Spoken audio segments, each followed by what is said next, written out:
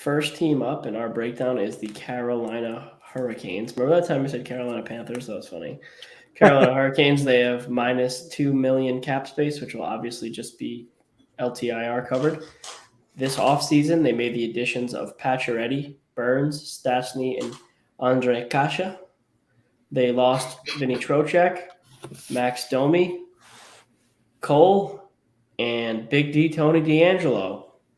Stanley Cup aspirations? Question mark. How do you guys feel about this team? I don't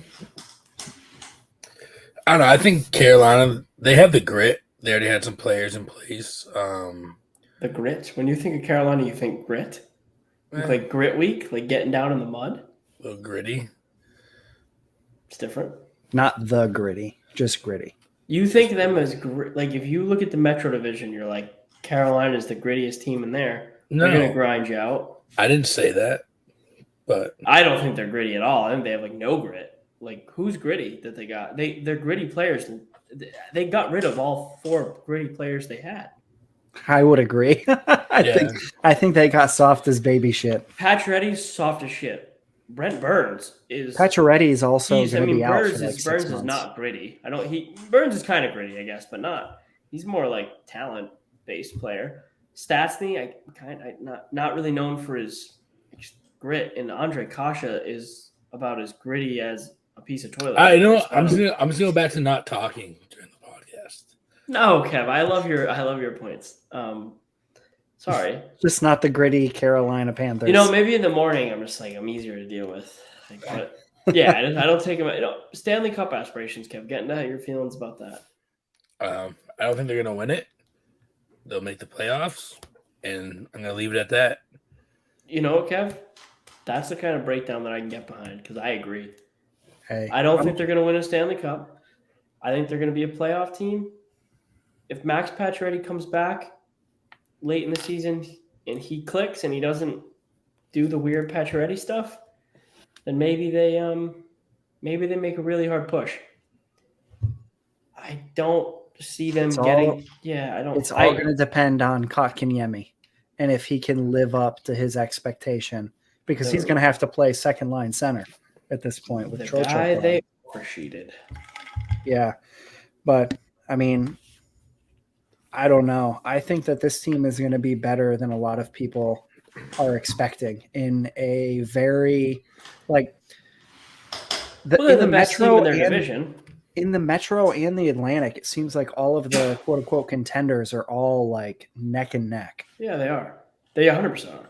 Like I would say Carolina's even with Tampa, Florida, Toronto, Boston. They're all even. They're really all even. It's going to be such a dogfight compared to out west. But yeah, Carolina got better. They got different. Carolina got different.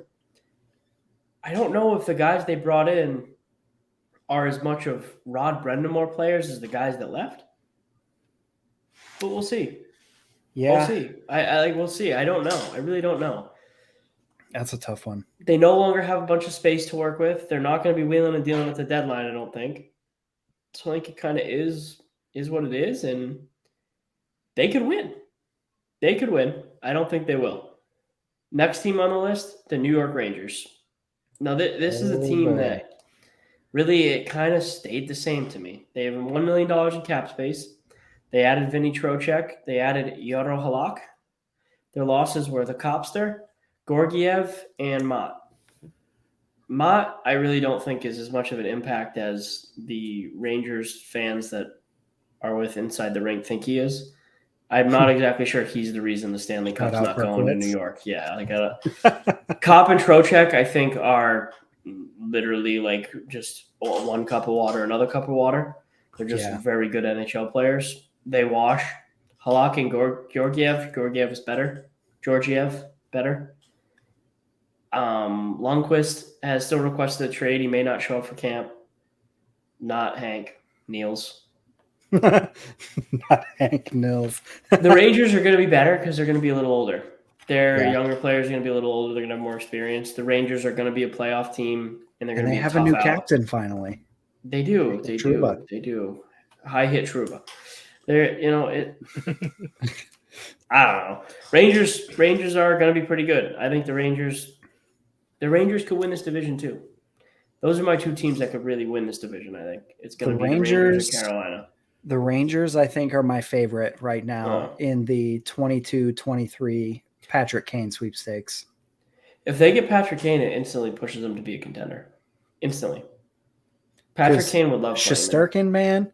Ooh. He's good. He's very good. He's very good, and I think this is the Alexis Lafreniere breakout season, the real breakout. I mean, last year he started it, but I think this is the year. I think both him and Jack Hughes make their commanding stamps on the NHL this year. Get into that further in a second. The Penguins, they have negative $1.4 million in cap space. They added Jeff Petrie, Ruda, Ryan Poling. It's Ryan Poling, right? Yeah. And then they lost Marino, Matheson, and Rodriguez. The reunion tour that never ends. A poetic way to explain the Penguins. Yep. The Penguins, at one point in this summer, looked like they were about to blow this thing to the moon. Mm-hmm. And then suddenly Malkin and Letang were re-signed for large sums of money. And they decided they were going to run it back, Turbo. And they kept Jason Zucker without trading him. They re-signed Rickard Rakell. Like, they did not help themselves get younger by any means necessary. No. Especially bringing in Jeff Petrie. I'm thinking that Crosby sat down with Brian Burke and he sat down with Jim Rutherford's there, right? Am I wrong in that thinking? Jim Rutherford? No. Who's the GM there? Right. Yeah, I can't think right now. Hextall, he sat down with him and old Berkey. I still think Berkey's calling all the shots. I feel like wherever he is, he's calling the shots. And Crosby said, I want to run it back with these guys. And they said, okay. And that's what they're doing. And I think if it doesn't work, the Penguins will blow things up soon. I don't think this Penguins team has many years left. I actually don't think they're that good. But I do think a team with Sidney Crosby at any point in time could make a run and be a playoff team. I mean, just looking at their roster, you know, you've got the Crosby, Malkin, Gensel, Zucker, Rust, Rakell, Kapanen, Jeff Carter, Brock McGinn, Bruins legend, Dan Heinen. Yeah, but here's the deal. Petrie, Letang, Dumoulin, Ruda. That roster, we need to see what they look like at the end of 82 games. Yeah. Because there's a lot of miles on those tires, and I don't know how often they've been rotated and if they've done it to manufacturer specs. I really don't know. And, I mean, blowing it up would be fantastic for them, but they have a lot of long-term contracts. Because we got to pick our playoff teams. I guess we'll do it at the end. But I'm going to leave that one up in the air. I'm not going to say how I feel about them yet. Capitals. Capitals are sitting at negative $6.3 million in cap space. Obviously, they're going to use LTIR. They added Connor Brown, Dylan Strome, and Darcy Kemper. They lost Vitek Vanacek and I almost said Sergei Samsonov. And Samsonov, the Russian goalie, who likes to watch whatever his name, of getting Kuznetsov do the blow. The other guy was always with him. Backstrom's going to miss the majority of the season, which right there is detrimental to this team. That's a killer. Yeah, but I think Dylan Strome could be a good cap. I really do. I think Strome could be a good cap. I think they miss Verana. I think Mantha's less dynamic and hurts their overall dynamic offense. They still have Ovechkin. They still have Kokboy Kuznetsov. They still have Tom Wilson. They still have Oshie. I'm no longer scared of the Washington Capitals. I'm no longer someone who looks at the Caps. The Capitals are officially on the way down. They're a team that I don't like. Who's their top prospect? Hendrix Lapierre? Probably, yeah. He's good. I think he'll be good, but I don't. Do I think the Caps will be in the playoffs? Probably still, right? I'm not sure. They still have a decent decor, at the top end with Orlov and Carlson. They have players. I think if Darcy Kemper goes in and if Darcy fits in well and is a leader there, then I think they'll be okay. Yeah, right? I think this is like the most comparable to the Bruins in the Atlantic Division. They have a lot of top end talent and they have a good, decent, weird middle area. And their Bruins top end defense talent's is better.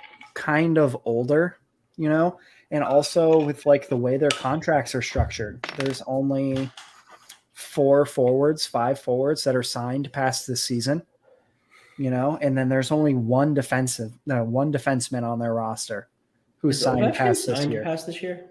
Ovechkin? Oh yeah, he's didn't they signed sign him until like forever? 2026 Yeah, they signed him until forever. Yeah, to try and give him the chance. But yeah. No Backstrom's weird. It's gonna be tough. That's the thing. I just don't. But he was hurt a lot last year too. I mean, they're the Capitals. They have Ovechkin. A toss-up. I mean, I think right now, like, honestly, with the way this team is going, they'll probably trade people at the trade deadline, but they will keep enough top 6 talent around to help Ovechkin come close to that record or break that record. Yeah, the Capitals are never going to be bad in Ovechkin's time there. They won't do that. So, I mean, Ovechkin is going to become the most prolific goal scorer of all time, and they're going to make sure that happens. So, that'll happen. I don't see them as a cup contender, though. I don't see either the Penguins or the Capitals as a contender, which is weird because I do see the Bruins as an outside contender. But I think that's more just my internal bias. But it's not, because the Bruins have better defense. The Bruins simply have better defense. When healthy, yeah. Yeah, when healthy. Yeah. We'll get into that next week. Yeah, they just have better defense. The Islanders is my laughing stock of the offseason. They have $2.3 million in cap space. They probably won't use it. They'll just keep that, let it ride. They added Romanov, who I think is a good signing. They lost Chara and Green. Lost some veteran presence in that locker room, but slow guys who were not helping them. They were said to be in on every single star, but maybe they didn't want to shave their beards. Maybe they didn't want to have to wear a suit to bed. Maybe they want to stay out past 9 p.m. But Lou Lamoriello's days of ruling the NHL are done. They're done. His way of doing things is over. It doesn't work. It's a failure. The Islanders are going to lose Matt Barzal because he's going to ask to get out of there. Matt Barzal is a budding superstar, and he has the personality to follow it. He is being stuck in Long Island. It's people think you go to New York to shine. Not on that team. Not on that team that nobody cares about over there.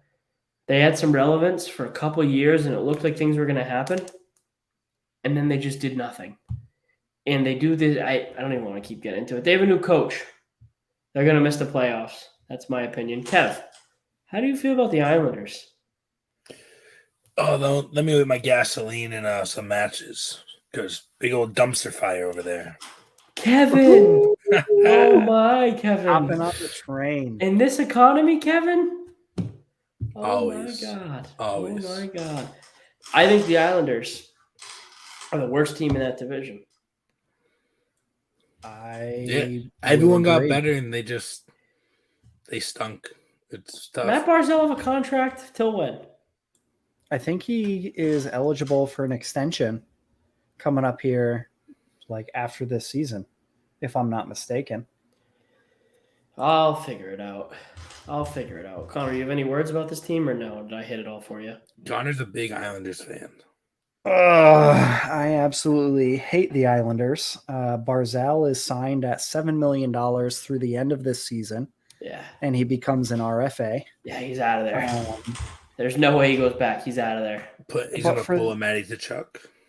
For the Islanders, there's not like a ton of cap space that's going to, open itself up outside of Varlamov, So if Barzal wants 10, 12, 13 million, something like that, it'll be there, but you're going to be on a team where most of the players on the roster are over 30 or 32 years old. It's going to be a nothing burger all over again. Barzal's going to become an Anaheim Duck. I like that. Really? Yeah. See, you want to know what my wacky waters pick is? The Bruins are going to correct. It'd be so funny. You remember that? I was going to say it, and I didn't want to seem like a hardo. So I went with the Ducks. I just thought he would look real nice next to Zegras. The Bruins fixed the 2015 draft woes. They got rid of Senyshyn. Now they can bring in Barzal, and they can pretend like it never happened. One of the darlings of this offseason, the Columbus Blue Jackets, sitting with a whopping 416,000 dull hairs in cap space. They they added 2 people, Goodbranson and who's the other guy? Johnny Gaudreau. They lost Bjorkstrand. Texier is on a leave of absence. Hopefully he'll be back next year because I think it's the whole year he's projecting to be out this year. Yeah. Blue Jackets are going to be better. Johnny Gaudreau makes a team better. His playmaking ability, him playing with Line makes him better. Kent Johnson makes them better. Another year with some of their young guys, with a Jack Roslovic, they're going to be better. They're still not a playoff team. They still need to keep rebuilding. Cole Sillinger, good player. They have good players. They're coming along. They have that Russian kid who's supposed to be good. Don't know his name, but I know he's Russian. I know he's supposed to be good. You guys got anything? Or are we just going to listen to me talk about these teams? It's still interesting to see Johnny Gaudreau go there just because he said it was different. I don't know how it's going to really play out, but we look at this. Really, what the biggest weakness is center. They don't really have that much center depth. Yeah. I mean, like Kent Johnson, I think will be a center down the line, but rookies don't normally play center, so he's going to be playing the wing. Who is that kid that they keep saying is going to start at center? Is it Cole Sillinger? He is going to start. He's going to be their first line center. Roslovic will be the 2. He's pretty good. Remember last year when we were going through? We didn't know who he was. The 3 of us didn't know who he was. And then it's like, oh shit, he has like 25 goals or something. Yeah, no, he's good. He's good. And if I'm not mistaken, Sillinger, I believe, might have been part of the Seth Jones deal. I'm going to fact check myself. Maybe the pick. I think they drafted him. He wasn't drafted. Cole Sillinger was drafted by Columbus. Let's see. Because I know that they got rid of Bjorkstrand, who was a center. And that he was primarily... He was drafted 12th overall by the Jackets. Yes, and that pick was the first-round pick in 2021 from Chicago. Nice. Yeah, that's nice. Yeah. So what's their top line going to be? Sillinger, Gaudreau, and Line. It's good, but the problem is behind them. Yeah. But it'll work out. Like, for me, my biggest gripe with the Blue Jackets is you signed Johnny Gaudreau because he was there and available, and he was willing to come there. And your major point was we want to sign people who want to come here to make a point that, yes, people do want to stay here. But you're in the middle of a rebuild, and that is, even on a bad team, an 80-point player who's going to help you win more games. Like, you're not in the... Oh, no, they're moving themselves out of rebuild. They're moving towards being done. They have a couple years to do it. But the thing is, if they don't make vast improvements in like 3 years, I see Gaudreau being like, hey, I want out. So we'll see how that goes. I think that, I'm not ready to say Columbus is moving fully in the right direction. A team that is moving fully in the right direction, and I think is on the cusp of breaking through rebuild, is the New Jersey Devils. They got better. They got Palat, they got Haula, they got Marino, and they got Vitek Vanacek. They lost Pavel Zacha, future Bruins star, and also possible other future Bruins star, the PK Subanator. They got better. Marino, at this point in his career, is better than Subban. Palat and Hall together bring more value than Zacha. And Vanacek's a solid 1B type goalie. Also, Jack Hughes is a year have Mackenzie Blackwood as well, but I think he has an injury to start the season. Yeah, maybe. I don't know. Sounds right. What they do have is who I think is one of the best young talent, if not the best, under 23 player in the NHL, Jack Hughes. Jack Hughes is going to be full-fledged Jack Hughes. I think Luke Hughes could make the team this year, which would be super helpful. They drafted another top defenseman. They have Nico Hischier, who's very good. They have, who's the other guy? Dylan Mercer, who is going to be very good. They have Dougie Hamilton, who is very good. I think it's Dawson Mercer. True. Yeah. No, that sounds right. Dawson Mercer sounds right. Yeah, they have the talent. It's just they got to put it together. And so here's the sticking point for me, right? Yeah, you have a lot of talent, but they're all like really young.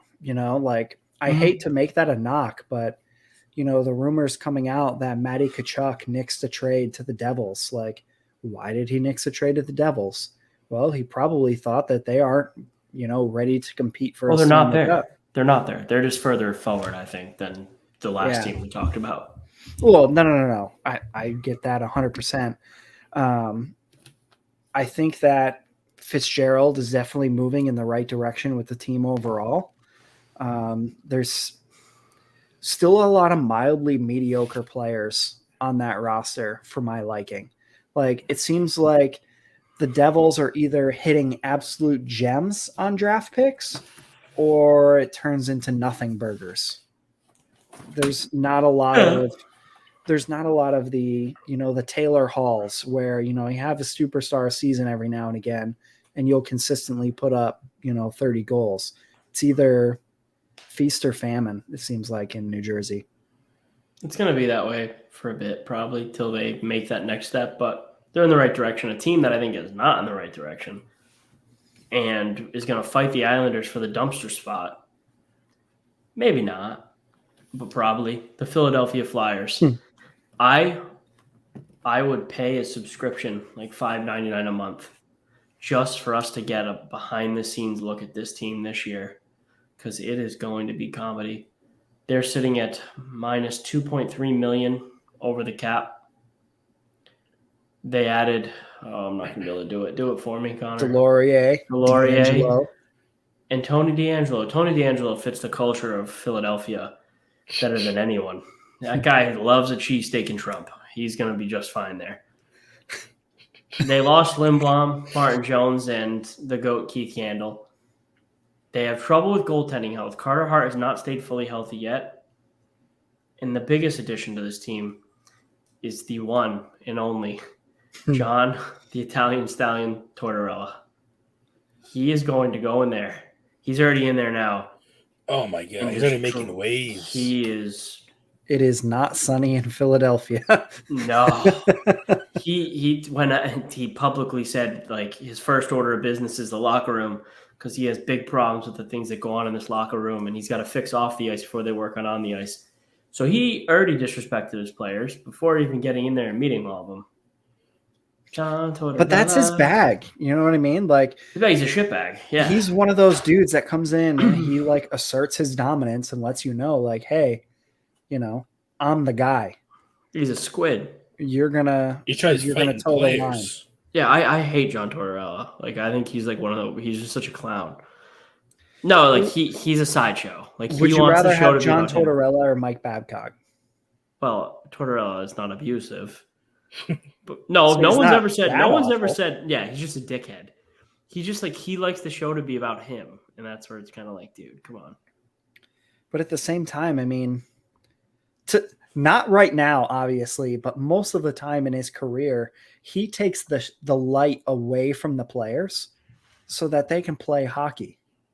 Obviously, right now, he's not doing that because he's basically telling everybody that the players in Philly are, kind of pieces of shit, if you will, using some creative latitude there. The one thing that I think is really weird, that's great, is Torts a clown.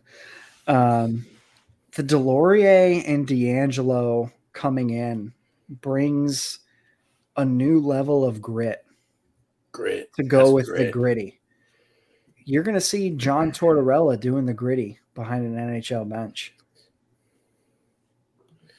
Or will he be fighting gritty? That's the real question. Like, I think you're right. Like, you know how the NFL does Hard Knocks? Yeah, I love that. It'd be so awesome. If they would do another Amazon series like they did on the Maple Leafs and do it about the Philadelphia Flyers, that was a really good series. I actually really enjoyed it. I feel like if they did one this offseason for the Flyers and into the season, that this would be absolutely banana lands. No, I really do. It would be amazing. Like, it would be so good for the game. Like, Disney should be begging. Disney, ESPN, TNT, whatever they have Biz narrate it. Oh, my God. It would be so good. Shout out to Biz and the Wheeling Nailers. Oh, shit. That's a cool puck, huh? Wheeling Nailers puck. Shout out the Nailers. My favorite ECHL team is the Wheeling Nailers, if you guys were ever wondering. Solid. I'll keep that in mind. Yeah, big wheeling nailers guy. Flyers going to be a joke. It's going to be awesome. I think you're going to see guys like Kevin Hayes shipped right on out of there because either Torts loves him or hates him. I don't think there won't be a middle ground with those two. That's it. That's it for the Metro. The Metro is an ugly division. Pick your 3 playoff teams out of the bunch. 3. Okay, we're not going to go wild card. That's fair. I like that. So our 3 playoff teams.